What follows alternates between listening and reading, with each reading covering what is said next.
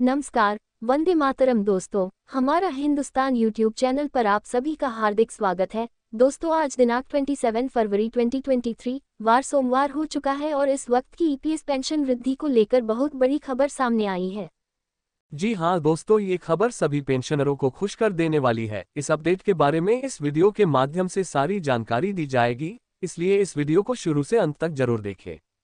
लेकिन दोस्तों, इस वीडियो को आगे बढ़ाने से पहले आप सभी से अनुरोध है कि यदि आप हमारे चैनल पर नए हो तो चैनल को सब्सक्राइब जरूर करें और साथ ही में लगी बेल आइकन को जरूर प्रेस करें ताकि आपको ईपीएस पेंशन की रेगुलर अपडेट मिल सके। तो दोस्तों चलते हैं आज की अपडेट की ओर। एट्स 95 पहले बनती 7,500 रुपये पेंशन, अब बनेगी 50,000 रुपये महीना। फिर भी चुनने से पहले 100 बार सोचिएगा। Higher pension. सुप्रीम कोर्ट के आदेश के बाद कर्मचारी भविष्य निधि संगठन ईपीएफओ ने हायर पेंशन का विकल्प खोल दिया है। अब पीएफ खाताधारक अधिक पेंशन वाली व्यवस्था का चयन कर सकते हैं। हालांकि लोगों के मन में एक जरूरी सवाल है कि ये संभव कैसे होगा। क्या कर्मचारियों से इसके लिए अतिरिक्त रकम ली जाएगी या फिर ईपीएफओ खुद इसकी भरपाई करेगा। एट्स 95 पेंशन। पिछले कुछ दिनों ईपीएस 95 पेंशन काफी चर्चा में है। जब आप इस खबर को आगे पढ़ेंगे तो सारा कैलकुलेशन समझ जाएंगे। आप समझ जाएंगे कि हम 7,500 रुपये प्रति महीने की जगह पर 50,000 रुपये प्रति महीना पेंशन की स्थिति में भी इसमें एनरोल करने से पहले आपको 100 बार क्यों सोचना चाहिए। पेंशन की रकम बेशक काफ़ी ज़्यादा हो जाएगी, लेकिन उसके लिए आपको काफ़ी कुछ खोना भी पड़ेगा। संभव है कि आपको भी आपकी कंपनी के एचआर विभाग एचआर डिपार्टमेंट की तरफ से पेंशन विकल्प चुनने का ईमेल आ गया होगा। 2014 से पहले से जो लोग ईपीएफओ के सब्सक्राइबर हैं, वे दो में से एक विकल्प चुन सकते हैं। ईपीएफओ के सब्सक्राइबर नहीं समझ पा रहे हैं कि आखिर उन्हें ज्यादा पेंशन मिलेगी कैसे।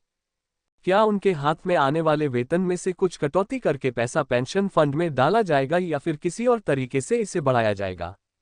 इसके अलावा एक सवाल ये भी कि कौन से कर्मचारी इसे चुन सकते हैं। अगर चुने तो क्यों चुने, न चुने तो क्या नुकसान हो सकता है। अगर आप भी एप्स 95 को लेकर किसी दुविधा में हैं तो फिक्र न करें। आप बिल्कुल सही जगह पर हैं और आपके हर सवाल का जवाब हमने निवेश की दुनिया के एक बड़े एक्सपर्ट बलवंत जैन की मदद से पाने की कोशिश की है। इस सूचना के आधार पर आप ये तय कर पाएंगे कि क्या आपको हायर पेंशन का विकल्प चुनना है या नहीं। सवाल जिस एप्स 95 की चर्चा है वो असल में है क्या। निवेश सलाहकार बलवंत जैन ने बताया कि प्राइवेट सेक्टर के कर्मचारियों जो ईपीएफओ के खाताधारक हैं, रिटायरमेंट के बाद पेंशन का लाभ दिलाने के लिए 1995 में नया नियम लागू किया गया था। इसे ही एप्स 95 कहते हैं। इसके तहत पहले पेंशन फंड में अंशदान के लिए अधिकतम वेज 6,500 रुपये माना गया था। यानी आपकी सैलरी कितनी भी हो, पेंशन फंड में 6,500 का 8.33% ही जाएगा। बाद में इसे बढ़ाकर 15,000 रुपये कर दिया गया। यानी आपका वेतन कितना भी हो, पेंशन फंड में 15,000 रुपये का 8.33% ही जाएगा।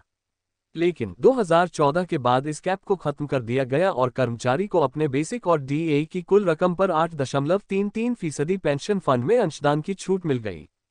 सवाल कौन और कैसे करता है पेंशन फंड में अंशदान। कर्मचारी भविष्य निधि संगठन ईपीएफओ के हर मेंबर के दो खाते होते हैं। एक कर्मचारी भविष्य निधि ईपीएफ और दूसरा कर्मचारी पेंशन योजना एप्स। कर्मचारी के बेसिक और डीए से हर महीने 12% राशि काटकर ईपीएफ में डाली जाती है, जबकि उसका नियोक्ता भी कर्मचारी के बेसिक और डीए का 12% डालता है। लेकिन नियोक्ता का पूरा अंशदान ईपीएफ में नहीं जाता। नियोक्ता के अंशदान में से 8.33% रकम एप्स खाते में जाती है, जबकि 3.67% रकम ईपीएफ खाते में डाली जाती है। सवाल पहले क्या था, अब क्या बदल गया। बलवंत जैन कहते हैं कि इस पूरे बदलाव का कर्मचारी की ओर से होने वाले अंशदान पर कोई असर नहीं पड़ेगा। सारा चेंज नियोक्ता के अंशदान वाले हिस्से में होना है। इसे थोड़ा कैलकुलेशन से समझना बेहतर होगा। एप्स में पहले 6,500 रुपये के अधिकतम वेज पर ही अंशदान होता था। इसका मतलब हुआ कि अगर आपकी बेसिक और डीए सैलरी 1,00,000 रुपये थी तो कर्मचारी की ओर से इसका 12% यानी 12,000 रुपये सीधे ईपीएफ खाते में डाल दिया जाता था। वहीं नियोक्ता की ओर से 6,500 रुपये का 8.33% यानी 541.45 रुपये एप्स में डाला जाता था और बाकी पूरा पैसा ईपीएफ खाते में जाता था। बाद में वेज बढ़कर 15,000 हो गया तो नियोक्ता का एप्स में अंशदान इसका 8.33% यानी 1,249.50 रुपये होने लगा और बाकी पैसा ईपीएफ खाते में जाता था। लेकिन 2014 से एप्स में अंशदान पर वेज कैप खत्म कर दिया गया और आपकी बेसिक और डीए के कुल पैसे का 8.33% रकम डालने का विकल्प दे दिया गया। सवाल, हाई पेंशन का विकल्प चुन लूं तो क्या मेरे एम्प्लॉयर को मेरे लिए ज्यादा पैसा जमा करना होगा? ऐसा बिल्कुल भी नहीं होगा।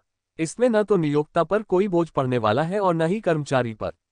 बस नियोक्ता की ओर से एप्स और ईपीएफ खाते में जमा होने वाली रकम में बदलाव आ जाएगा और यह काफी ज्यादा होगा। कैसे? मान लीजिए आपकी बेसिक और डीए की कुल रकम 1,00,000 रुपये हुई तो अब इसका 8.33% यानी 8,330 रुपये का अंशदान नियोक्ता एप्स फंड में करेगा, जबकि ईपीएफ में 3.67% यानी 3,670 रुपये ही जाएंगे।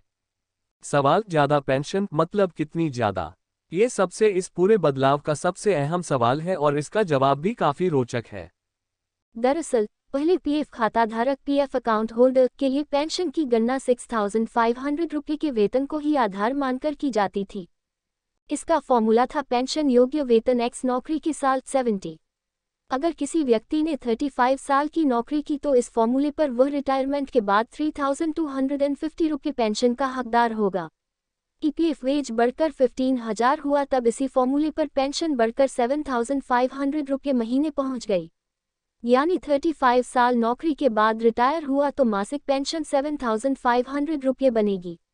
बाद में सुप्रीम कोर्ट ने इसका फॉर्मूला बदला और नौकरी के अंतिम 60 महीने के औसत वेतन को पेंशन योग्य सैलरी माना। मौजूदा फॉर्मूले से जाएं तो क्या होगा? मान लीजिए आपकी नौकरी के आखिरी 60 महीने का औसत वेतन 1,00,000 रुपये। अब कैलकुलेशन होगा 1,00,000 गुना नौकरी के कुल साल। इसे 70 से भाग किया जाएगा। इस फॉर्मूले पर आपकी पेंशन बनेगी 50,000 रुपये। अब समझे न कि पहले 7,500 रुपये पेंशन बन रही थी और अब 50,000 की बनेगी, यानी 42,500 रुपये ज़्यादा।